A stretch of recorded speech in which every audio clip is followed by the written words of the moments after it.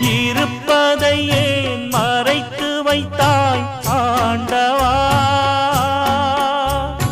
மறைத்ததை ஏன் தெரிய வைத்தாய் ஆண்டவா.